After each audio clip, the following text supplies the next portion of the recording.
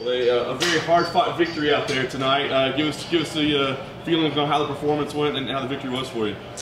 You know, anytime I win, it's a really good feeling. I was confident that I won the fight, but being that she's a hometown girl, you never know. So I was a little nervous, but you know, I was always confident that I won that fight at the end. She's durable, obviously. She's a former title challenger. I mean, did you expect for it to be that kind of a fight tonight? Yeah, with you know, with her experience, I expected her not to be fazed by me at all. You know, she's fought everyone at 135, you know.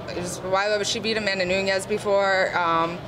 You know, she fought for the title, so I expected her not to be intimidated by me at all, you know, because with the level of experience, but she's tough, and that's what I expected, so I just had to keep moving my feet the whole time. I knew if I stopped moving my feet, she would have crowded me and just pushed me up against the cage, so yeah. Well, that said, I mean, with your level of experience, I mean, you're on a nice little run right now. Do you feel like maybe it's time for people to start paying attention to you to be the name in the division, you know? Yeah, I mean, for whatever reason, I feel like no one mentions me. I feel like I'm overlooked, but I'm undefeated at 125. You know, I was undefeated as an amateur. You know, I won Golden Gloves, undefeated amateur, undefeated at 125. I only have one loss, and that's a split decision at 35. So, you know, this is the third girl in the top 5 at 125 that I've beaten, so I don't know what else I have to do to get recognized. I know some of them are decisions, but at the end of the day, a win's a win, and I keep winning. How much credit goes to your training camp? You have so many good training partners, kind of a luxury actually, just with the amount of flyweights you get to train with, like Eubanks and Janet Bennett.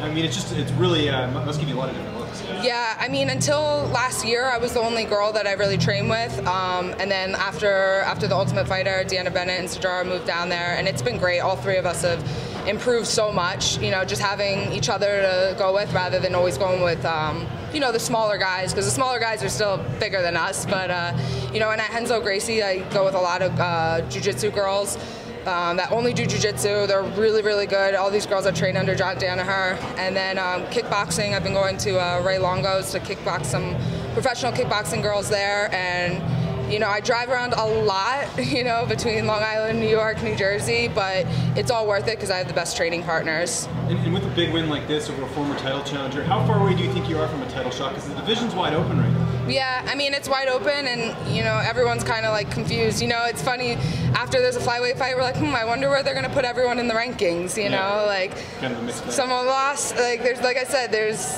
2 people above me that I've beaten before, and it's just all over the place. And, you know, in the beginning I was frustrated, but it's going to all pan out. I think when it's a new division, it just needs time.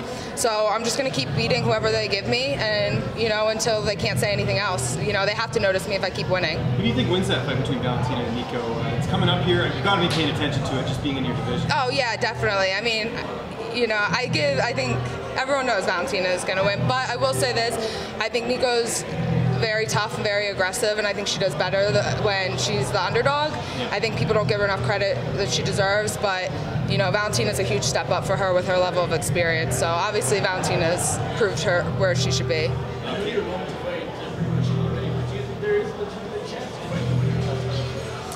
Like I said, right now, you know, it's all up in the air. No one knows what's going to happen. I'm coming off of a win. I'm undefeated. So, you know, I think a lot of it right now just comes with timing with the fights. You know, they're fighting soon. I just fought. So that looks good for me. You know, I'm not injured. I'm going to go down to the shore for a little bit and then right back to training. So, you know, if that's the opportunity I have, I'm definitely ready for it. I saw on social media someone, Flying Brian user, called you annoying, and you quote tweeted him and told him to relax. And then I saw another video tonight where you said, "Hey, relax." Do you have fun with that stuff? I'm sure you're on Twitter and social media. Oh yeah. You just have a joke about that? Yeah, you know what I mean. I'm from Jersey, so like you can't talk crap to me. You know, it's like we're like the OGs of talking smack, so it's not gonna faze me. But you know what I mean. It's especially when it's like, you know, men talking crap to girls on Twitter. It's like, come on. Do you face that though? Like, I love it. It's so fun. Like, I think it's funny. You know, usually I don't always engage with it, but you know, it's just some guys making fun of me. Your response was good. I mean, you know, you gotta have fun with it. The second you look otherwise, yeah. Like, it's just some nerd telling me, like, making fun of the noises I make when I fight. But you know, we don't even know if he would make noises when he fights because he doesn't fight. So, but it's fun. I don't mind it. How are you celebrating today? Definitely gonna eat some food, get a margarita, and then as soon as I get home tomorrow, I'm going down to the shore. Nice. Yeah, I wanted to ask a little more about this quite specifically. You know, you're probably pretty well known for your volume striking. When you see someone like Alexis who's super tough, her face is completely bloody and she's still coming at you. Does that affect your strategy at all? And really, what's going through your mind when you have that visual? Like, we see it on TV and it's pretty shocking, but you're right literally 2 feet away. So how's that for you?